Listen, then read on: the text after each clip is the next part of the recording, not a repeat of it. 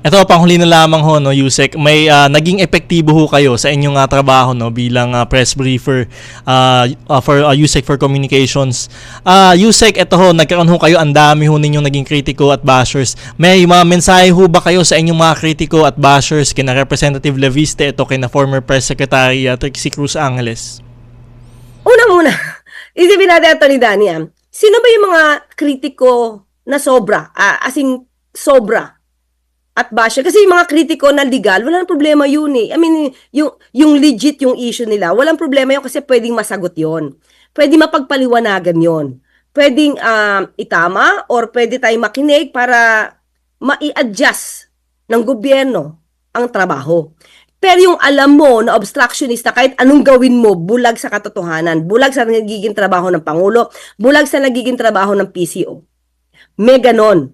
Na kahit anong gawin mo, na ipagpapakita ng trabaho ng Pangulo, sasabihin nila walang ginagawa ang Pangulo. Ibang level yon.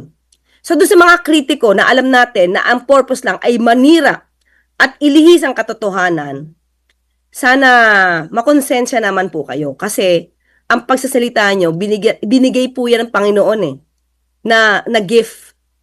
Diba?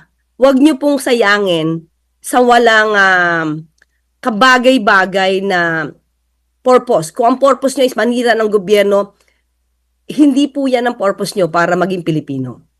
Isa lang pa po yung bansa natin. Huwag po kayong kumampi sa ibang bansa.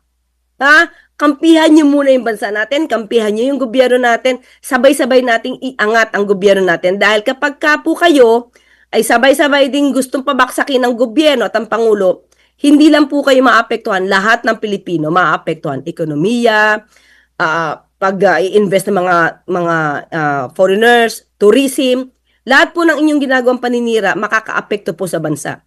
Kahit hindi na po kasalanan ng Pangulo, sa kanya pa rin po ito maibibigay dahil sa inyong mga paninira at mga fake news. So yun lang sana, magkaisa po tayo at sa mga kababayan natin, wag po kayo agad-agad maniniwala. Tignan nyo po yung source. Kung ang source po niyan ay gusto ng pabaksakin ng Pangulo dahil meron silang gustong iangat, mag-ingat po kayo dyan. Maging mapanuri sa mga bawat sasabihin ng mga ito.